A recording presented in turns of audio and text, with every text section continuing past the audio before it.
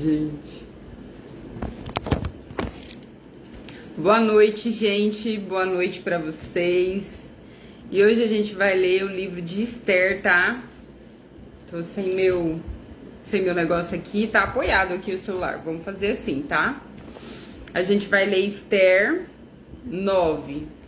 Gente, a cantata, meu Deus do céu, foi lindo. Foi lindo, lindo, lindo.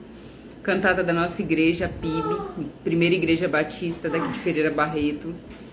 E foi emocionante, sabe? Tem um momento lá, né, que o pessoal faz o teatro e tal, e eles estão eu creio que num sítio, né? E aí, eles fazendo o teatro no sítio, e aí o Espírito Santo falou comigo. Ele falou assim: eu uso tudo, filha. Eu uso tudo. Eu não desperdiço nada, sabe? Pra quem se propõe, quem se dispõe, eu uso tudo. Tudo. Eu não desperdiço nada. E aquilo foi assim pra mim. Além disso, eu ainda recebi mais uma palavra linda do Senhor. Quando eu cheguei, eu recebi um envelopinho, sabe? Uma palavra linda que fala assim, ó: o processo é lento, mas a colheita sempre chega. E foi uma resposta, assim, sabe, de Deus pra mim. Foi muito bonito. E como eu disse, eu tô chorosa, né? Ai, eu chorei horrores nessa cantata. Meu Deus do céu. Eu tô só os choros, gente. Eu tô derramando. Deus é bom demais. E eu queria ler com vocês o livro de Esther 9, tá? Então vamos orar? Pai, em nome de Jesus, muito obrigada, Senhor. Obrigada porque o Senhor é bom. O Senhor é bom, o Senhor é bom. Tudo que o Senhor tem feito, tudo, cada coisa enorme, cada ação, cada fato, cada milagre, cada provisão. O Senhor é incrível, Pai. Obrigado mesmo, Pai. Em nome de Jesus, Pai, nos ajuda a entender sempre a Sua palavra, sempre, Senhor, e a permanecer perto de Ti. Em nome de Jesus, amém. Gente, Deus é infinitamente bondoso, sabe? Quando a gente pensa que tá bom, Ele melhora. Ele consegue melhorar. Vamos lá, ó, fala assim, tá? Esther 9, tá? Tem uma breve explicação. Aí fala assim, ó: ao todo, os judeus mataram 810 homens na capital. Oi, boa noite, Deus abençoe, tá? Em nome de Jesus. Nós estamos em Esther 9, tá? Esther 9? Isso, Esther 9. Aí fala assim, uma breve explicação. Ao todo, os judeus mataram 810 homens na capital, incluindo os 10 filhos de Amã. Amã tinha 10 filhos, né? E naquele tempo se vingava a morte dos inimigos. Então eles matam os filhos de Amã. Nas províncias foram mortos 75 mil. Para você ver, mesmo que os judeus podiam se defender, ainda assim tinha muita gente que odiava os judeus. Não era só Amã. Os inimigos estavam ali, escondidos no meio do povo, né? Às vezes um inimigo, ele se revela, né? A gente tem um inimigo declarado, alguém que não gosta da gente, alguém que realmente declara guerra, né? Sempre Satanás está escondido no meio desse povo, porque a nossa guerra não é contra carne e sangue, sim contra potestades, né? Ou seja, demônios, literal. Mas ele usa pessoas, e às vezes as pessoas, elas se declaram inimigas, né? Não gosto, não quero, não vou, enfim. E fazem literalmente o mal pra gente. Mas pode ser que tenham pessoas, né? E aqui é o que vai mostrar, que esteja no meio do povo, sabe? Que esteja no meio da galera, que você nem desconfia, que não vai com a tua cara, que não gosta de você, que tá sempre esperando, sabe aquelas pessoas que olham os seus stories, que olha o seu feed, que te acompanha, esperando você cair? Existe, elas existem. Elas conversam com você, elas riem com você, elas brincam, elas mostram os dentes quando elas veem você. Mas elas estão à espreita, esperando você cair. Geralmente é assim. E aqui, ó, pra você ver, Amã tá morto, mas aparece gente pra matar os judeus. E onde estava essa gente? Escondida no meio do povo. Entende? Então, o que a Bíblia nos fala a respeito disso? Se possível, mantenha a paz com todos, mas abra bem os olhos. Sabe? A gente precisa ter uma clareza espiritual, a gente precisa orar todos os dias, a gente precisa estar em comunhão com Deus para que o Espírito Santo nos revele quem de fato está conosco e quem de fato está contra nosco, literal. Entende? Para que você se mantenha organizadinho nas suas coisas, alerta, entende? Porque tem muita gente que só observa para ver se você tomba. Tem gente que é assim. E você vai contra essas pessoas? Não. Você vai fazer o que a Bíblia manda: orai e vigiai. Ou seja, esteja alerta, ora, fala com Deus, porque o Espírito Santo vai te alertar, vai te mostrar e vai mostrar para você as intenções do coração das pessoas. Só dá para revelar o outro através do Espírito Santo. É o Espírito Santo que nos revela quem são as pessoas. Não tem como você adivinhar. Você não sabe ler coração, não? Eu não sei ler coração, ninguém sabe. Só o Espírito Santo consegue. Então a gente precisa estar em sintonia com ele para que ele nos revele. E aí, ó, fala assim: chegou o dia 13 do 12º mês, o mês de Adar, o dia em que deveria ser cumprida a ordem do rei. Ou seja, tinha uma ordem do rei: vai e mate os judeus. E agora tinha uma ordem do rei: se defendam. É guerra. E aí, ó, era o dia em que os inimigos dos judeus esperavam dominá-los. Tinha muito inimigo. Mas o que aconteceu foi o contrário. Os judeus derrotaram os seus inimigos. Em todas as cidades do reino onde havia judeus, eles se reuniram para atacar aos que queriam matá-los. Ninguém podia resistir aos seus ataques, pois todos estavam com medo deles. Todos os oficiais das províncias, isto é, os chefes dos vários povos, os representantes do rei e o governador das províncias, os governadores, ajudaram os judeus, pois tinham medo de Mordecai. A fama deles se havia espalhado pelo reino inteiro, e todos sabiam que ele tinha muita autoridade no governo. E o poder de Mordecai ia aumentando cada vez mais. Portanto, os judeus fizeram com seus inimigos o que queriam. Mataram todos com as suas espadas e não deixaram ninguém escapar. Em Suzã, capital, eles mataram 500 homens.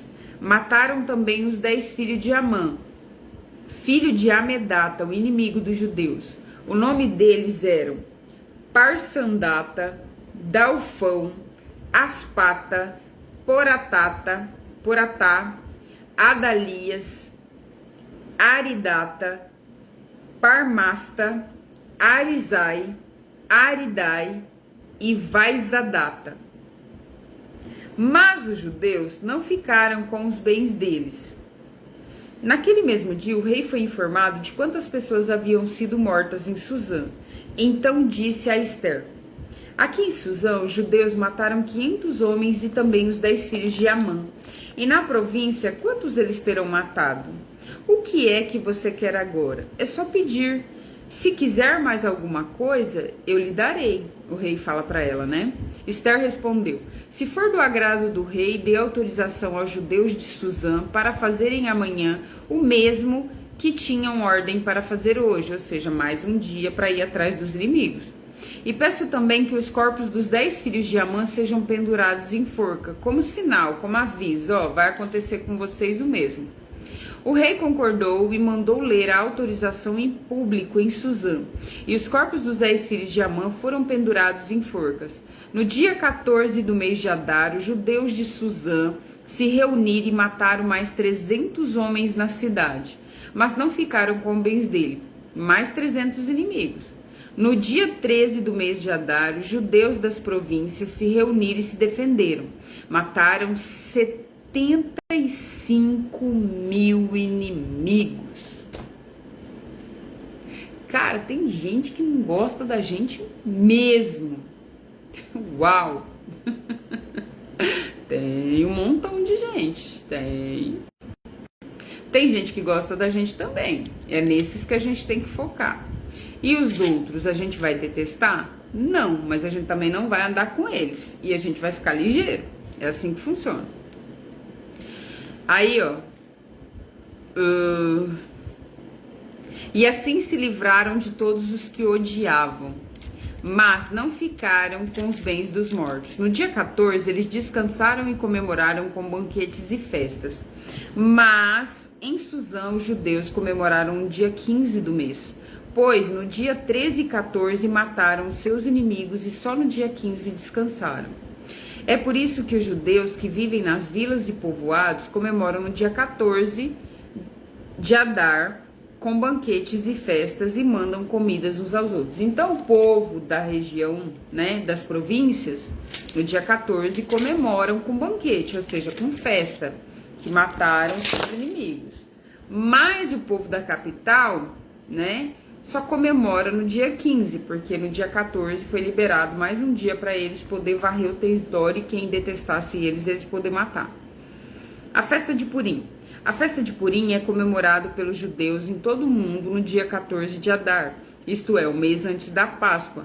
Em Jerusalém, ela é comemorada no dia 15. Jerusalém seria a capital, seria Suzã, tá? Então, só trocando, né?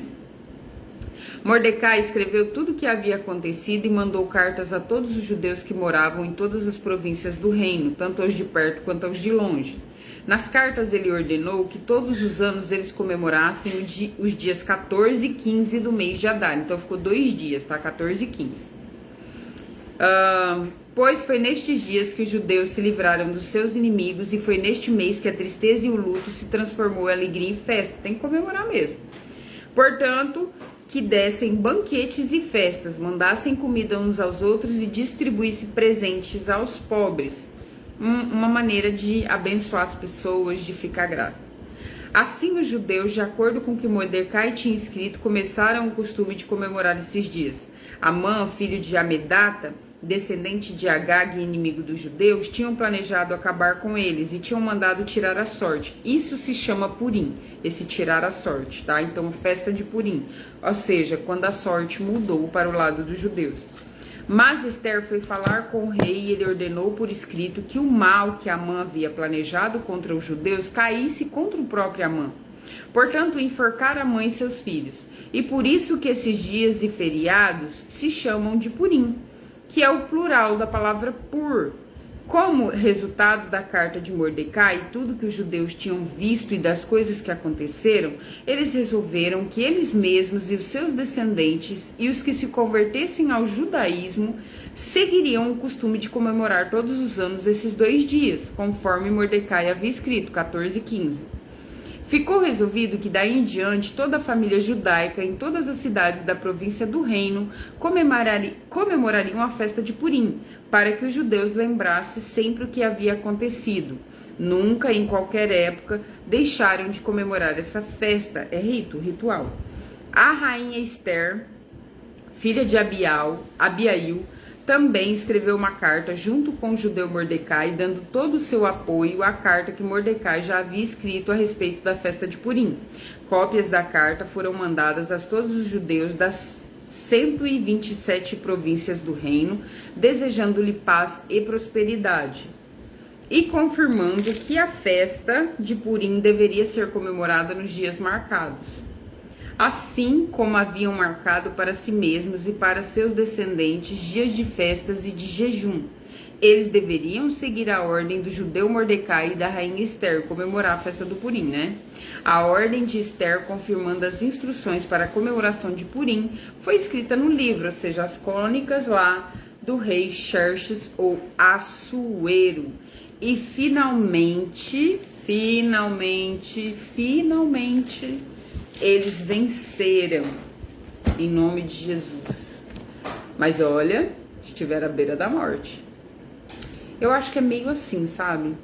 Quando a gente vai para Cristo, a gente passa pela morte dos nossos desejos, pela morte dos nossos vícios, pela morte do nosso eu. E só depois da morte completa e final de todo o nosso eu, os nossos vícios, desejos, pecados, dissensões, dissimulações e todo tipo de injúria, é que a gente alcança de fato a glória, a graça, sabe? A salvação, assim que você acredita em Jesus, ela vem para você, né? Deus escreve seu nome no livro da vida, mas a conversão da sua alma, né? Ou seja, da sua mente, do seu sentimento e emoções, e também essa vida abundante que seria aqui na terra, essa alma tranquila, essa paz, esse tempo que a gente quer desfrutar de prosperidade, tudo isso primeiro nosso eu tem que morrer. E olha que trabalho que isso dá, porque a gente vai sendo construído daqui até a eternidade, ou seja, até o tempo que a gente falecer de fato, ou Jesus voltar. Tá? Porque ele pode voltar a qualquer momento. É por isso que nós precisamos, né, uma renovação de mente, ou seja, uma metanoia, para que nós estejamos em paz com Deus. E se ele voltar hoje, amanhã, na madrugada, nós possamos de fato ir para Jesus, sem pecados, sem manchas, sem mácula.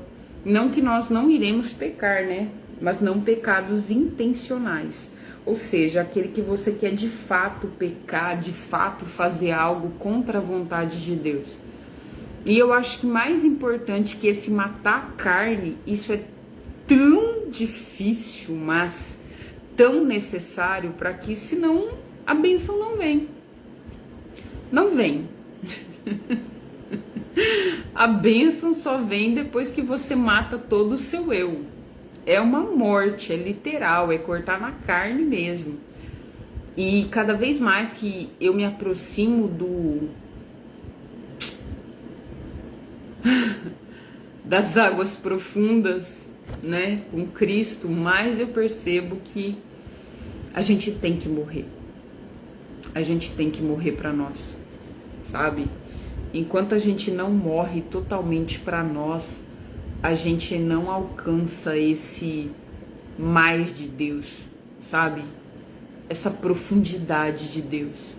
Quanto mais você morre, mais profundo você vai. Mais profundo em Deus você fica, sabe? E por incrível que pareça, é bênção. Por incrível que pareça, é bênção morrer para nós mesmos. Porque quanto mais tem de Deus em mim, melhor eu fico. Quanto mais tem Ele em mim, melhor eu fico. É incrível, né? Quando o eu sai e Deus entra, melhor eu vou ficando, tá? Deus abençoe vocês. Boa noite, até amanhã. Fiquem com Deus. Ótimo sábado. E não se esqueçam, com Deus é sempre melhor, tá bom? Boa noite. Tchau, gente.